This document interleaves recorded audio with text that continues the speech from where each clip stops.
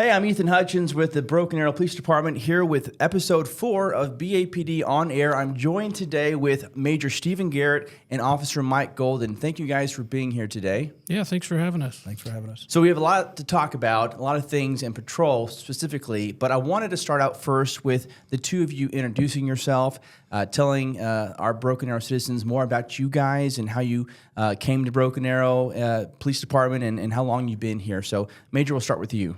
Hey, my name's Major Stephen Garrett. I've been here about 24 years, currently over the operations division, all 3 shifts. We have about 120 personnel in that division, and I've spent a significant amount of time in the patrol division as an officer, a sergeant, and a captain, and also spent some time over the Office of Professional Standards, and currently, like I said, I'm over the patrol division. I'm Officer Mike Golden. I've been with the department just over 20 years, plus an additional 5 years of reserve time, or what we call volunteer time with the police department. My time here, I've spent most of it in patrol. I've done a little bit in our traffic division, member of the special operations team, along with the honor guard.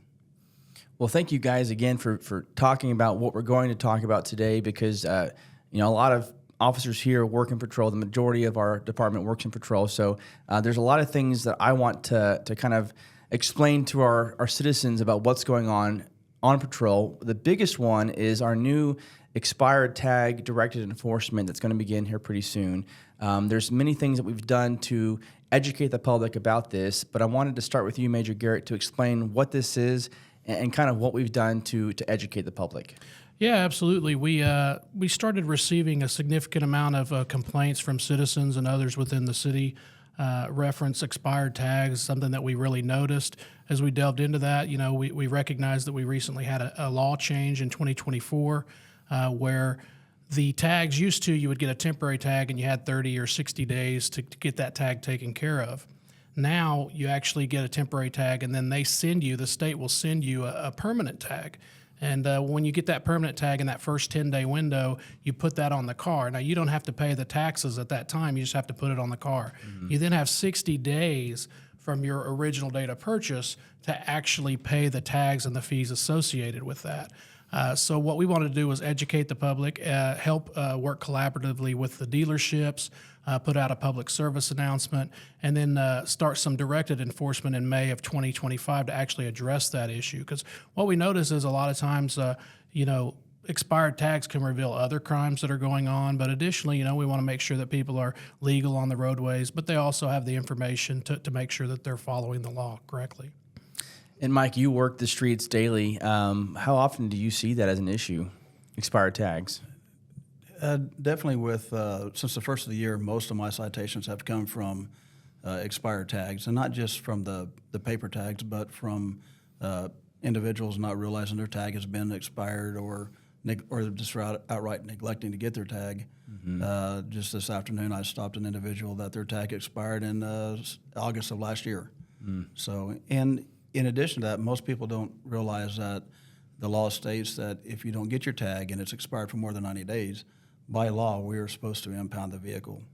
On my end of it, when it comes to that, I'm more interested in educating the public about the impoundment, because I didn't know that a vehicle could be impounded until I got into law enforcement. Mm-hmm. And most people are pretty gracious. And in addition, the fine is $170 for that.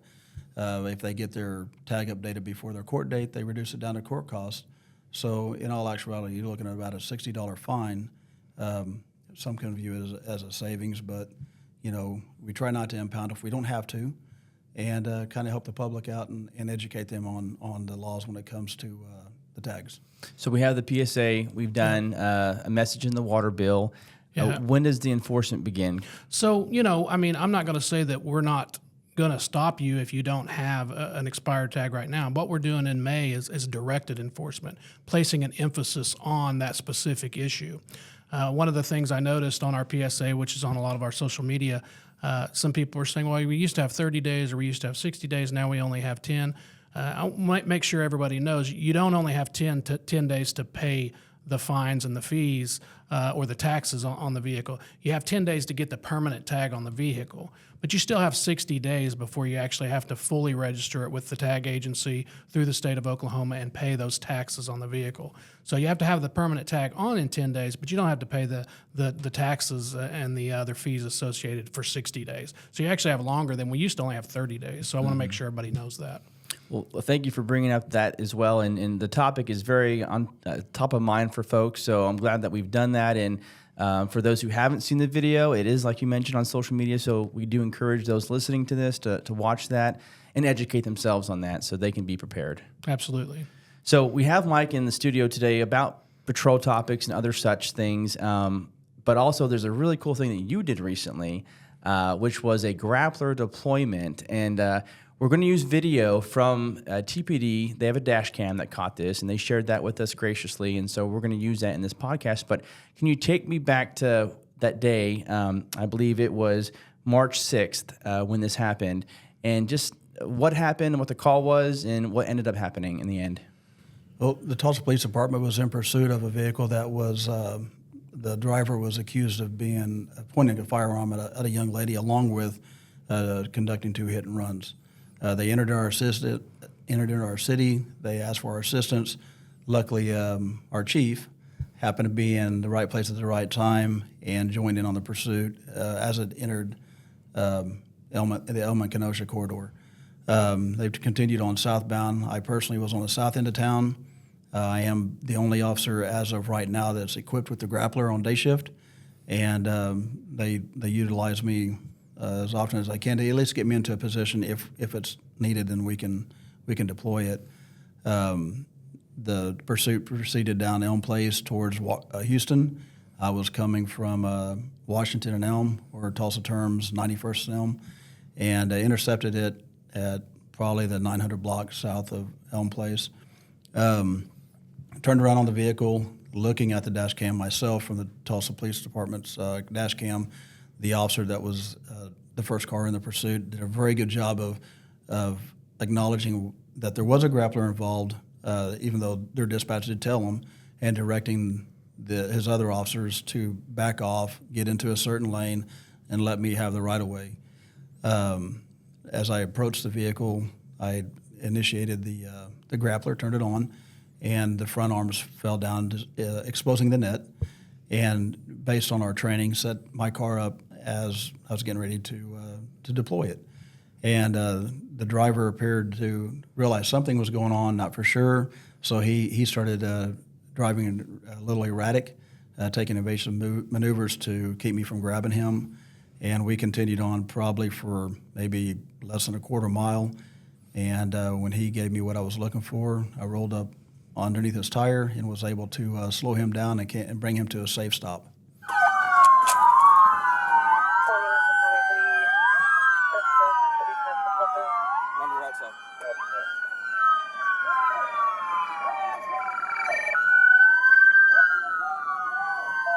Yeah, it's a really cool piece of equipment that we have.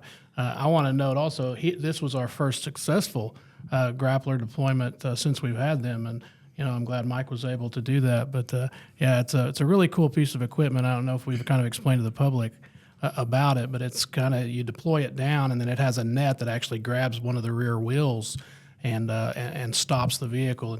You probably could talk a little bit more about the actual equipment of how it actually does that. Yeah, the netting is comprised of tow straps, and as you slide it under the back tire while the vehicle's in motion, the back tire will flip the netting up over the top of the tire and start raveling around the back axle in the tire, rendering that tire or that axle inoperable. Thank you. Yeah. And so once it engages, then the officer will apply his brakes accordingly to bring this vehicle to a safe, slow stop, and stop anybody from getting hurt. And is this true that it's not just the first one for our department, but the first grappler deployment that's been successful in the state? That is my understanding. That's my understanding too. Yeah. So kudos to Mike. That's awesome. Yeah, well, that also stat came from Grappler too. So whenever they found out about it. Can you guys talk to the fact that our department continually leads the way with innovation across the state, and this is just another example of that. Yeah, we can do that. So the Grappler came about because there was a need to stop pursuit safely. We have the TVI, or the pit maneuver. Mm-hmm. We also have stop sticks. Sometimes the stop sticks don't work effectively. Vehicles can still roll with flat tires. The pit maneuver, we have seen multiple times on TV that you can drive out of it. It also can be very dangerous, not only for the officer, the suspect, but for the public also. So the developers of the Grappler saw a need, mm-hmm. and they came up with this idea. And I know in this particular pursuit, once I got involved, the pursuit was terminated within a half mile of me engaging into the pursuit. So it really is a useful tool. Obviously, the suspect wasn't injured, no officer got injured, and the public was safe. And, we also, that particular day, we had people stationed at certain places to help keep the citizens safe. Can we roll that idea into another talking point about just kind of how rewarding it is to work for Broken Arrow Police and in this community, that we can have tools like that Grappler, we can have tools like these other things that we have at our disposal. Just talking about in general what it's like to be a patrol officer and kind of the challenges maybe, but also the rewards for working in Broken Arrow. Maybe you can talk to that, Major. Yeah, I spent 15 years as a patrol officer before I promoted, into any supervision, and it's very rewarding. I mean, we have a reputation of professionalism, something that people look up to our department. We want to lead the way on innovation and things of that nature, and it can be very rewarding. Something like what we're talking about right now is exactly, a specific example of that. But there's a lot of good work that goes on every day by the men and women that not only work in the patrol division, but all across this agency, our professional staff members. But there's a sense of pride that goes with working at this organization, and we want to continue to maintain that. We want to continue to lead and strive for innovation and look for new ways to make policing more safe for not only the community, for the officers. And I think it's very important that we understand where we stand within the community. We have a lot of support from our community, but we also have a lot of great relationships with other police organizations, and it's important that we maintain that, and I think that we really strive to make sure that we do. Mm-hmm. One thing that Chief Arnold has brought to the agency these past several months is an emphasis on data-driven policing, and there's a lot of information that we're passing out to the public, like our monthly crime statistics. Can you talk about maybe what you guys see the majority of in patrol? What crime is something that we respond to the most? I would probably have to say car burglaries. That's what I was going to say. I'll let you go ahead. The car burglaries and domestics. That's the top two calls we respond to for service. And what kinds of conversations do you guys have with residents when they're at their house? And we see so often that the cars are unlocked or they left things in plain view. What kind of conversations do you have with these victims about reminding them not to leave their car unlocked and leaving things in plain view? Well, years ago, I took a auto burg down at the Creek Turnpike, and I asked the gentleman if his car was locked, and he said no. And I said, "Man, you're just inviting them in." And he had an ironic turnaround on this subject. It's like, I would rather somebody get in my car and not break my window, so I won't have to replace the window. He goes, "I'm also smart enough not to keep, valuable things in the car." And I took that as like, I see what you're saying, and understood it. But I know whenever I go out to take reports for burglary autos, I explain to people all the time, the only thing that you should really keep in your car is your insurance form. And really, with today's technology, most everybody I come in contact with has their insurance on their phone, which most officers will accept because it's in the car. Mm-hmm. The other thing is the registration to your vehicle, because state law requires that. Guns, computers, purses, wallets, gym bags, anything that you would consider valuable, I tell them all the time, take it out. Even if you park your car in the garage and shut your garage every night, still take it out, because people still come in through the garage door. They figure a way to get the garage door open up, or they come through the side door if you have one. And, to even go further, you're giving them access to your house. lock your interior garage doors, because then that can lead into what we would call a first-degree burglary, if you're home. So that's usually how I educate the public is make sure that you take anything that you consider valuable and absolutely never leave your gun in your car. Take that thing out and put it up in a lockbox where it belongs. So you're just giving criminals ammo. And one of the things I see, on all of the shifts is a lot of laptops, guns being left in the car. The reality is if someone sees your vehicle, whether it's locked or not, if they're looking for a suitable target, if they see a laptop in the car, they'll bust your window if it is locked, and they'll open the door if it's not locked. Another thing that's important for people to realize also, if you park your vehicle outside, but you have a garage door opener in your vehicle, you're giving them unfettered access to your garage, at least, if not your entire home. So if you don't park in the garage, because your garage may have some storage items and things, make sure that you're taking your garage door opener out of the vehicle, because oftentimes you're giving them access. If they can get in your car, they can get in your house. That's kind of a scary concept for some people, but it's the truth. So I think it's important that we remind people to make sure that they're not leaving that in there. Now, if your vehicle has the I don't remember, I think it's called like Link or something like that in your car, may be worth not actually using that and just having a garage door opener you can take in and out each day.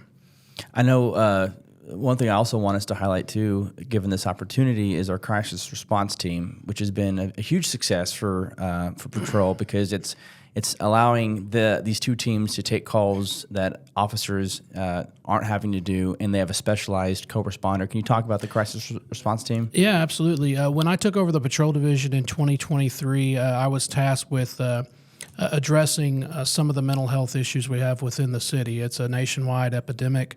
I don't think there's any doubt about that.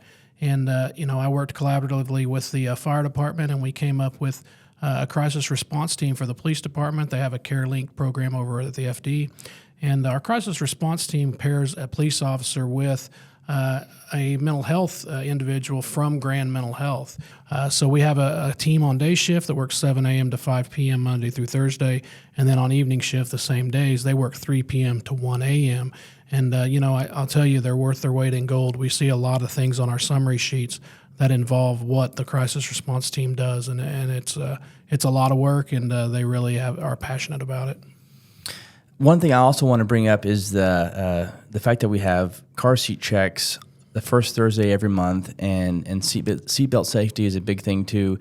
Any advice for drivers about making sure that you're taking care of your kids, making sure that they have their seatbelts buckled, car seats checked? We offer that free service the first of the month.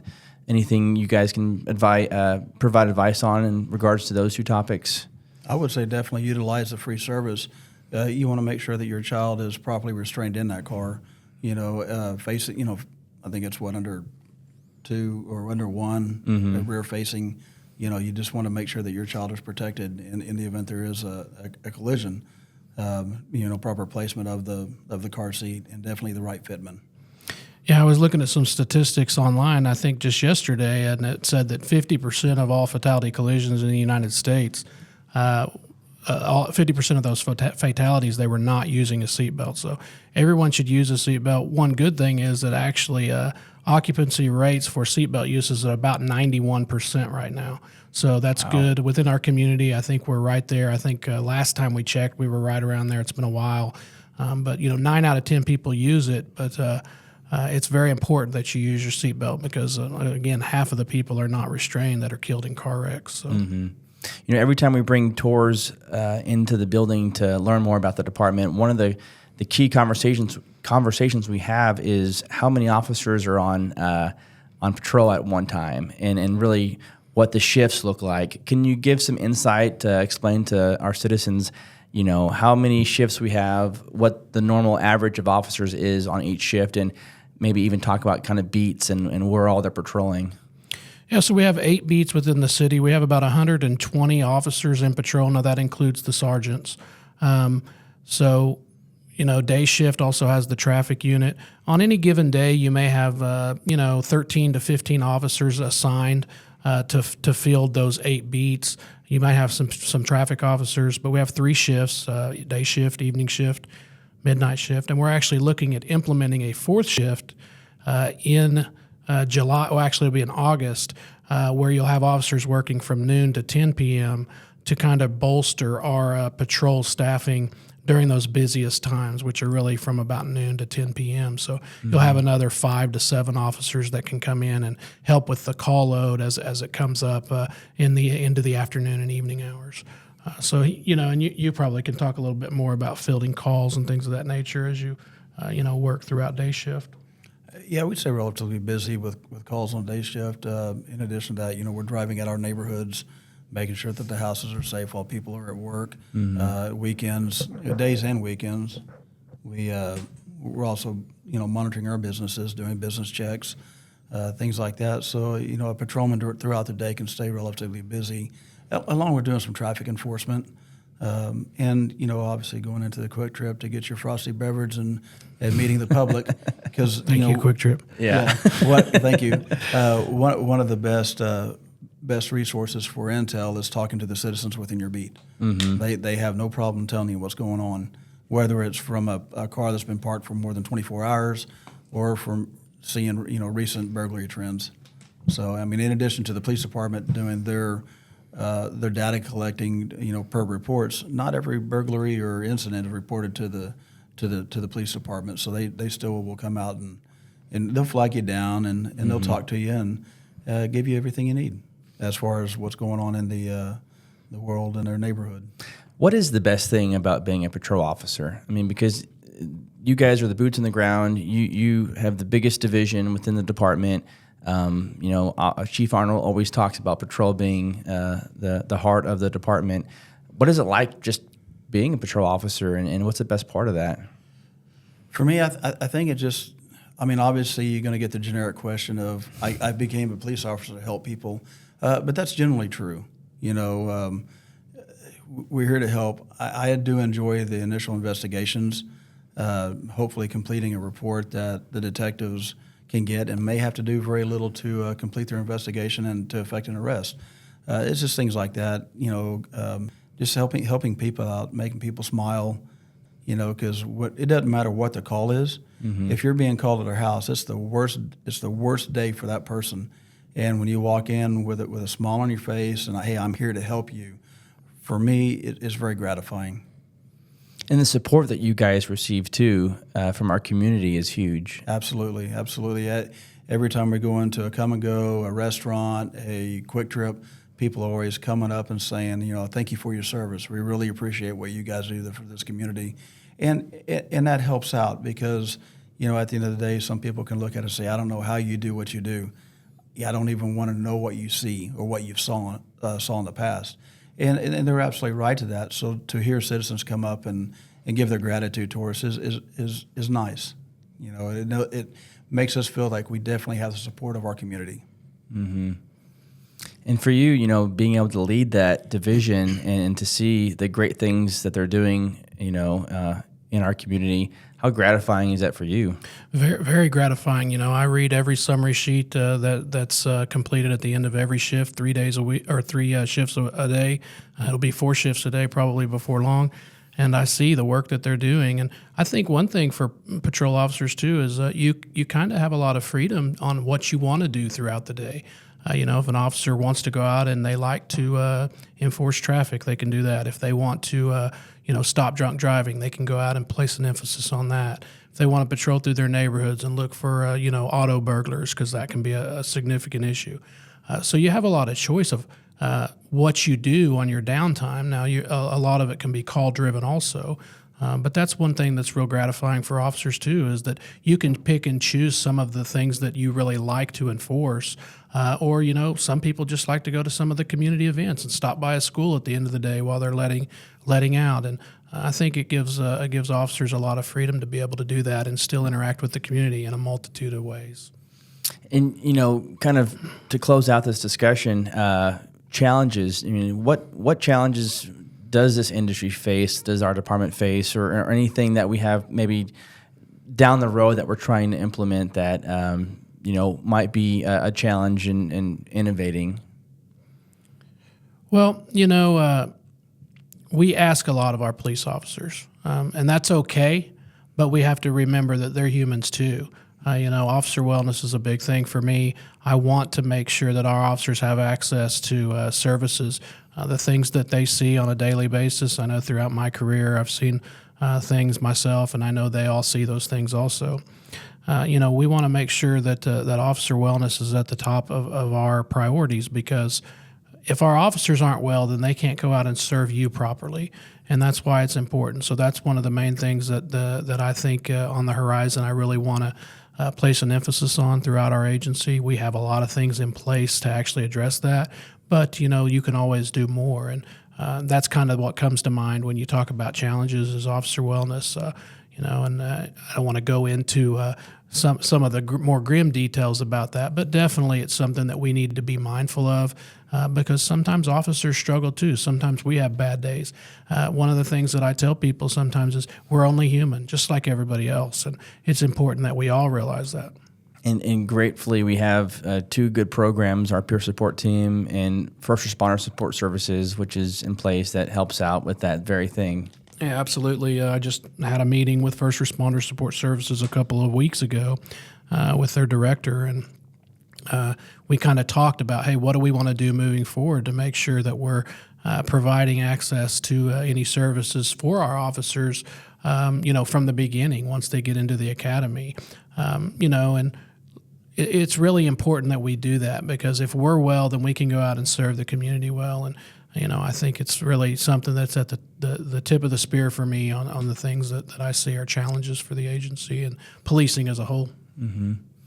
Is there anything else we want to talk about that we've missed that we want to let the public know about, or anything else about y'all's background that that you want to share? I think we've hit everything pretty well. Just obviously show your support for your local law enforcement. In addition to that, help take care of things like, lock your cars, don't keep valuables out, protect your house.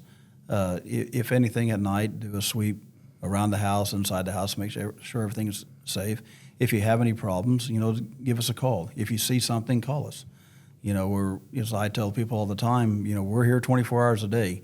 You're not going to make us mad if you call us at 3 o'clock in the morning because you hear something outside your bedroom window. We'd rather come out and make sure that everything's okay than you not call and something happen to you. Mm-hmm. So that's great.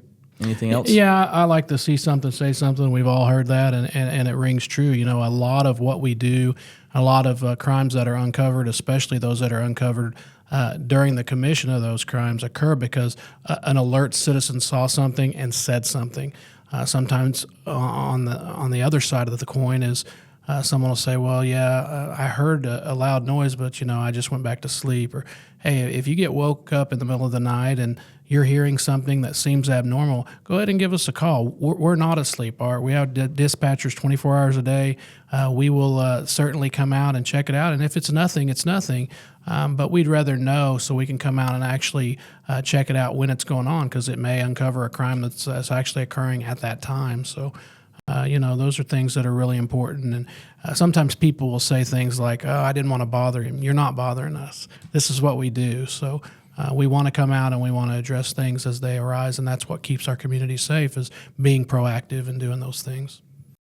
Well, I can't thank you guys enough for sitting down and having this great discussion. It's one that we've been trying to have for a while. I think a lot of our public wants to hear what Patrol's doing, and there's so many stories. And for those who are interested to learn more, we're very active on Facebook and social media. We post a lot of fun stuff with patrol officers. In fact, we had Officer James and Officer Smith yesterday at Ray Harrell Nature Park walking the bridge, and we got some good comments. So we're always trying to engage with our patrol officers and show the public what they're doing, because you guys are doing great work. So thanks for sitting down today and talking to us. To the citizens, I suppose. Yeah, thanks for having us. Thanks for definitely having us. I appreciate it. And episode 4 will be on social media very soon. So as we always say when we conclude a podcast, make sure you stay safe and stay connected.